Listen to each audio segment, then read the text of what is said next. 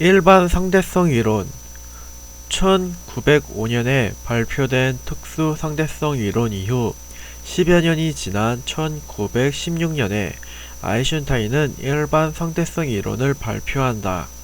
특수 상대성 이론이 빛에 대한 이론이었다고 한다면 일반 상대성 이론은 중력에 대한 이론이라고 단순하게 요약해 볼 수 있다. 조금 더 자세히 말한다면 특수 상대성 이론이 우주에서 등속도로 움직이는 특수한 영역이 물리학에 대한 것이었다면 일반 상대성 이론은 등속도를 포함한 가속도 운동을 하는 일반적인 영역이 물리학으로 그 적용 범위를 넓힌 것이다. 모든 물체는 속도를 갖는데 속도에 두 종류가 있는 것이다. 일반적으로 모든 물체의 속도는 느려지거나 빨라지거나 변한다. 이를 가속도라고 한다. 반면 특수하게도 계속 같은 속도를 유지할 때가 있는데 이를 등속도라고 한다. 특수 상대성 이론은 특수하게 등속으로 움직이는 빛에 대한 이론이다. 그리고 일반 상대성 이론은 일반적인 가속에 대한 이론인데 특히 중력을 받는 물체의 속도에 대해 탐구한다. 일반 상대성 이론에서 아인슈타인은 가속도 운동이 중력의 영향과 동일하다는 발상을 바탕으로 중력의 본질을 밝히는 놀라운 역할을 했다. 아인슈타인에 따르면 중력과 가속도는 구분되지 않는다. 이를 등가 원리라고 한다. 예를 들어보자. 외부가 보이지 않는 밀폐된 우주선에 있는 사람은 자신이 우주선이 가속하는 것과 중력에 의해 밑으로 떨어지고 있는 것을 구분할 수 없다. 실제로 그럴 것 같다. 빠른 속도로 위로 올라가는 엘리베이터 안에 있는 사람은 마치 중력이 강해진 것 같은 느낌을 받는다. 가속도와 중력은 관측자에게 구분되지 않는다. 이 생각이 중요한 것은 그 본질에 대해 알기 어려웠던 중력의 문제를 이미 잘 알려진 가속도의 법칙에 따라 이해할 수 있는 여지가 마련되었기 때문이다. 특수 상대성 이론에서는 속도가 매우 빨라지면 시간이 느려지고 공간이 변한다는 것을 알게 되었다. 그런데 만약 중력과 속도를 구분할 수 없는 것이라면 중력이 매우 강해진다면 동일하게 시간이 느려지고 공간이 변형될 것이다. 결론적으로 중력 현상이 실제로 공간이 휘어짐이라는 것이 밝혀지게 되었다. 일반 상대성 이론에 따르면 텅 빈 우주에 질량을 가진 물체가 등장하면 그 물체를 중심으로 주변이 시간과 공간이 휘어진다. 3차원의 물체 주변이 시공간이 휘어져 있는 것을 상상하기는 쉽지 않지만 이것을 2차원적으로 변형해서 이해해 볼 수는 있다. 예를 들어 매우 얇고 탄성이 좋은 사각형의 고무막이 있다고 해보자.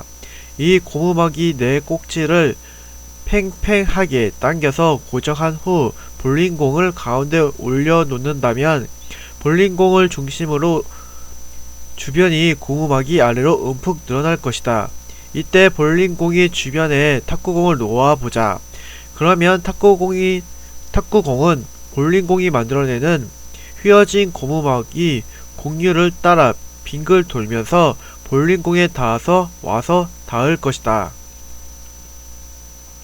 이것은 마치 볼링공이 탁구공을 잡아 당긴 것처럼 보인다. 볼링공을 쥐고 탁구공을 사람이라고 한다면 지구가 사람을 잡아 당기고 있는 것처럼 보이지만 사실은 지구의 질량이 만든 시공간이 공률로 사람이 굴러 떨어지는 것이라고 할 수 있다. 마찬가지로 볼링공을 태양, 탁구공을 지구라고 한다면 태양이 지구에 가하는 중력의 모습을 상상해 볼 수 있다. 중력이 질량에 의해 휘어진 시공간이 공률이라는 아인슈타인의 일반 상대성 이론은 1919년이 개기일식 중 멀리서 오는 별빛이 태양 주변을 지나면서 구부러지는 현상이 관측되면서 증명되었고 학계와 대중이 뜨거운 관심을 받았다. 빛은 질량이 없으므로 뉴턴 역학에 따르면 중력이 영향을 받는 대상이 아니다. 그런데 빛이 중력에 의해서 휘어졌다는 것은 중력이 특정한 힘이 아니라 공간이 휘어짐이라는 것이 증명된 것이다. 이러한 일반 상대성 이론이 결과는 많은 과학자에게 영향을 미쳤으며 학계로 하여금 블랙홀의 존재나 우주의 팽창 등 다양한 현상들을 예측할 수 있게 했다. 이후 실제로 이와 관련된 현상들이 관측되거나 증명되면서 일반 상대성 이론은 근현대 물리학이 가장 영향력 있는 이론으로 자리 잡았다. 그 결과물들을 하나씩 알아보면 다음과 같다. 우선 블랙홀은 시공간이 공유를 만드는 물체 M의 질량을 무한히 높여간다고 가정함으로써 예견될 수 있다. 질량이 점차 커질수록 M이 만드는 시공간의 공유는 무한히 커질 것이고 결국 빛조차 빠져나올 수 없는 깊고 강력한 공유를 만들어낼 것이다. 우리가 본다는 것은 물체에 닿아서 튕겨나오는 빛을 감지하는 것인데 한번 닿은 빛이 시공간의 급격한 공유 때문에 빠져나올 수 없다면 우리 눈에 보이지 않게 되는 것이다. 다음으로 팽창 우주론은 일반 상대성 이론을 면밀하게 검토한 러시아의 수학자 프리드만과 벨기에의 르메르트에 의해 주장되었다. 팽창 우주론은 이른 그대로 우주가 계속 팽창하고 있다는 설명이다. 이에 대해 아인슈타인은 우주는 멈춰있다고 주장하며 임의의 상수인 우주상수를 도입하면서까지 이를 반대했다.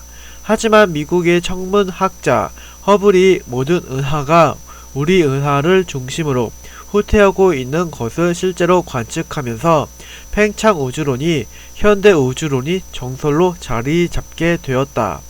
그리고 이러한 팽창 우주 탐구는 시간을 역으로 돌려서 처음 팽창하기 시작하는 시점에 대한 연구로 방향을 선회하면서 미국의 물리학자 가모프에 의해 태초의 대폭발로부터 우주가 시작되었다는 빅뱅 이론을 탄생시켰다.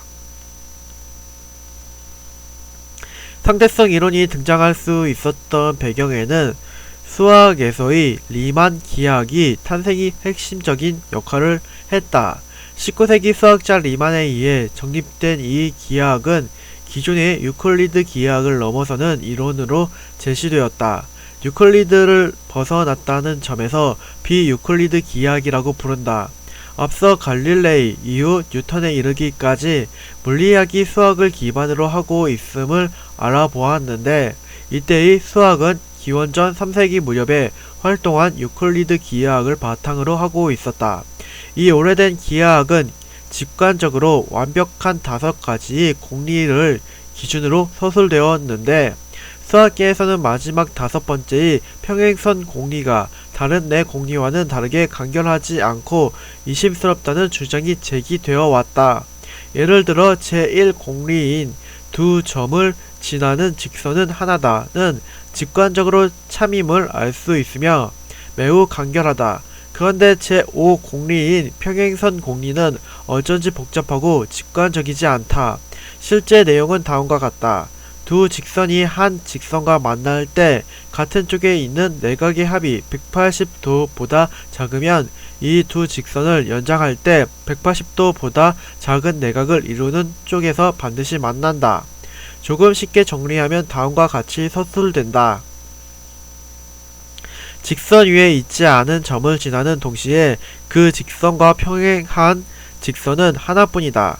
이렇게 복잡하고 직관적이지 않은 제5공리는 안 그래도 예민한 수학자들이 다양한 비판이 대상이 되었고 이를 통해 유클리드 기하학을 벗어나려는 비유클리드적인 기하학들이 제시되기 시작했다.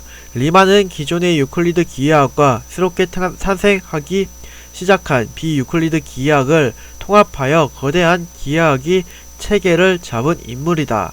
그렇다면 유클리드 기하학과 비유클리드 기하학의 차이는 무엇일까? 간단히 말하면 유클리드 기하학은 기하학적 대상이 2차원이 면에 위치한다. 반면 비유클리드 기하학은 휘어진 공간에 위치한 기하학적 대상에 대한 수학이다. 3차원 이상이 휘어진 공간에서는 유클리드 기하학이 제대로 작동하지 않는다.